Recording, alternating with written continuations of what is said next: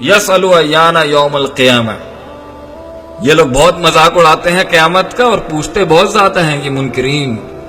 کہ قیامت کب آئے گی، قیامت کب آئے گی، کب آئے گا وہ دن، یہ ہڈیاں کب زندہ کریں گے اللہ تعالیٰ۔ تو اللہ فرماتے ہیں فَإِذَا بَرِقَ الْبَصَرُ، اب ہمیں یہ جواب دینا چاہیے ان کو، جس دن آنکھیں جو ہیں وہ پتھرا جائیں گی، وہ ڈائزلڈ ہو جائیں گی، وَخَسَفَ الْقَمَرُ، اور چاند جو ہے وہ اس دن اپنی روشنی کھو بیٹھے گا، وَجُمِعَ الشَّمْسُ وَالْقَمَرُ، اور جب سورج اور چاند ملا دیے جائیں گے،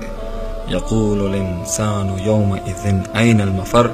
تو انسان کہے گا اس دن بھاگنے کی جگہ کہاں ہے، کہیں ہاتھ چبا رہا ہے، کہیں بھاگنے کی جگہ مانگ رہا ہے، کہیں کہہ رہا ہے یقول یا لیتنی قدمت لحیاتی، ہائے کاش میں کچھ اچھا بھیج دیتا آگے، کہیں کہہ رہا ہے میں مٹی ہو جاؤں، کہیں کہہ رہا ہے ہمیں موت دے دے، کہیں کہہ رہا ہے کہ مجھ سے سونا لے لو، سب کچھ لے لو لیکن مجھے بچا لو، کہیں کہتا ہے کاش میں سنتا، کاش میں عقل رکھتا، کہیں کہتا ہے کہ ہمیں یہاں سے باہر نکال دے، کہیں کہتا ہے اللہ واپس دنیا میں بھیج دے۔ اللہ اکبر، یہ ساری وہ نفسیاتی تکلیفیں جن سے یہ گزریں گے۔ سورہ زمر میں اللہ فرماتے ہیں وَسِيقَ الَّذِينَ كَفَرُوا إِلَىٰ جَهَنَّمَ زُمَرًا، اور اس حد تک کہ جب جہنم کی طرف گروہ در گروہ ان جہنمیوں کو، ان کفار کو لے کے جایا جائے گا، حَتَّىٰ إِذَا جَاءُوهَا فُتِحَتْ أَبْوَابُهَا، اور جب کھول دیے جائیں گے دروازے، وَقَالَ لَهُمْ خَزَنَتُهَا، اور اس کے پہنچنے کے بعد ہی جہنم پر جب دروازے کھلیں گے تو خزانچی کہے گا وہاں پہ، ایک اور ریفرنس گیٹ کیپر کا، الم یأتکم رسول، کیا تمہارے پاس اللہ کے بندے نہیں آئے تھے،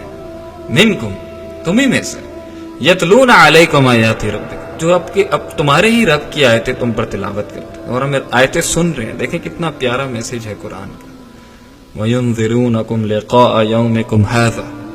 وہ تمہیں ڈراتے تھے اس دن کی ہولناکیوں سے، قالوا بلا، اور خاموشی،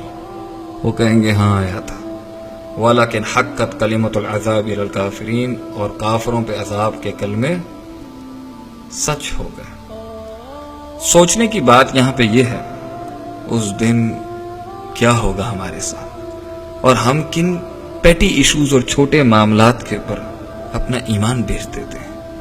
اپنی زندگی داؤ پہ لگا رہے ہیں آخرت کے مقابلے میں۔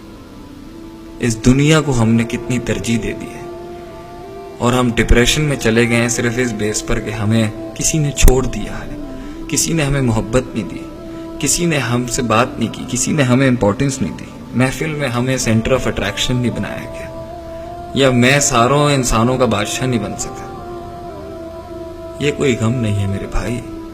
ہمیں چاہیے کہ ہم اللہ کی ناشکری نہ کریں، جو ہمیں مل گیا اس پر خوش رہیں، اور ان ہولناکیوں سے، اس تکلیف سے جس نے انسانوں کو پاگل کر دیا،